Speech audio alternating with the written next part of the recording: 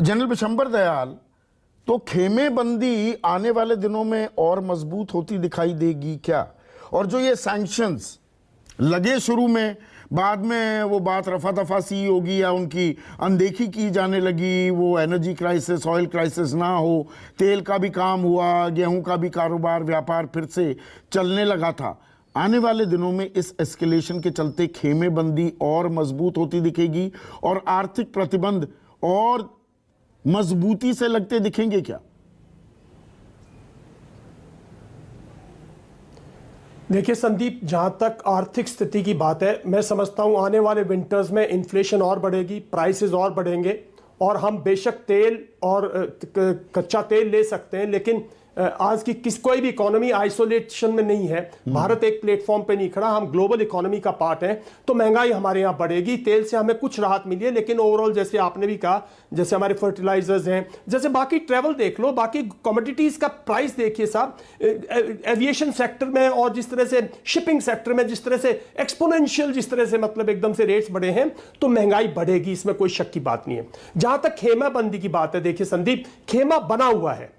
Economic खेमा China lead करना चाहता है, इकोनॉमिक खेमे को, रशिया नहीं। और अमेरिका, और देखिए जैसे सब बैच के बार बार दोहराने की बात नहीं है, यूक्रेन तो एक मोहरा है।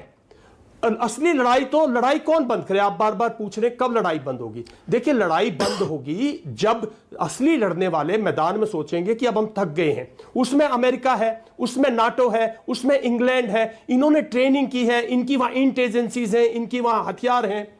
तो ये जब तक नहीं, और पुतिन कैसे लड़ाई बंद कर दे? देखिए लड़ाई जब लड़ी जाती है संदीप जी, तो कुछ हर चीज वैसे अनफोल्ड नहीं होती जैसे आप स्ट्रैटेजिकली प्लान करते हो, जैसे आप टेक्टिकली भी, कहीं आप स्ट्रैटेजिक मिस्टेक्स करते हो, कहीं आप टेक्टिकल लेवल पे मिस्टेक करते हो, कहीं पे ग्राउंड लेवल पे मिस्टेक हो जाती है, कहीं पर इंटेलिजेंस एजेंसीज फेल कर देती हैं, कई बार दूसरे मुल्क से जो आपको उम्मीद है डिफेक्शन वगैरह की वो नहीं होती। बहुत बड़ा गेम है, लेकिन पुतिन लंबा खेल खेलने की तैयारी करके आए थे, इसमें कोई शक की बात नहीं है। क्योंकि जैसे जैसे सैंक्शन लगती गई, मैं पहले दिन से कह रहा था जितनी सैंक्शन लगेंगी, कल मान लो रशिया अपनी लड़ाई बंद कर देता, तो क्या सैंक्शन हट जाएंगी?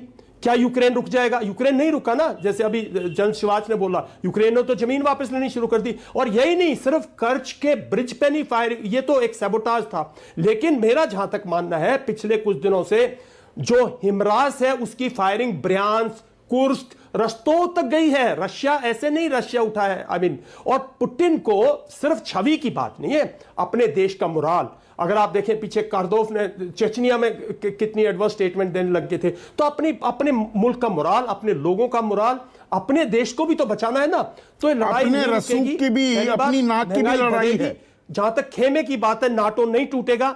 नाटो, देखिए संदीप, सॉरी, मतलब रसूख की भी कहीं ना कहीं लड़ाई है। जो उम्मीद थी पुतिन को वो ये थी कि शायद नाटो टूट जाएगा। हाँ, बिल्कुल नाटो नहीं टूटेगा। नाटो और भी टुगेदर, जैसे जर्मनी स्टेटमेंट दे रहा है, जैसे वो, लेकिन ये अभी देखिए लड़ाई में एक बहुत बड़ा बदलाव आया है। ये फरवरी में भी कर सकते थे प्रेसिडेंट पुतिन, लेकिन नहीं किया रशिया ने। 2003 में अगर अमेरिका पूरे इराक के कम्युनिकेशन सेंटर्स को, इराक के अगर इराक की कैपिटल को डिस्ट्रॉय कर सकते हैं, तो ये शुरू में फरवरी में ये करते ना। इन्होंने कीव के सेंटर पे फायर नहीं किया, इन्होंने कीव के पहले प्रेसिडेंशियल पैलेस पे, पार्लियामेंट पे, कभी वहां लोग आए, कभी नहीं फायर किया।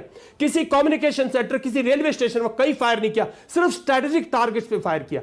तो अब वो अपना गियर बदलेंगे ना, पूरी वहां पे इलेक्ट्रिसिटी, पूरे पावर और उसकी पूरी गैस, उसका सब, उसकी जितना लॉजिस्टिक्स है, वो जो सेंटर ऑफ ग्रेविटी है वो डॉनबास से कीव की तरफ शिफ्ट होगा, ताकि जो बैटल ऑफ माइंड्स है, जो रशिया बैकफुट पे था, तो दुनिया भर में और अस्थिरता का माहौल होगा। Information warfare. General Bishambar Dayal, आप कह रहे हैं कि दुनिया भर में और बिल्कुल अफरा तफरी मचेगी संदीप, देखना।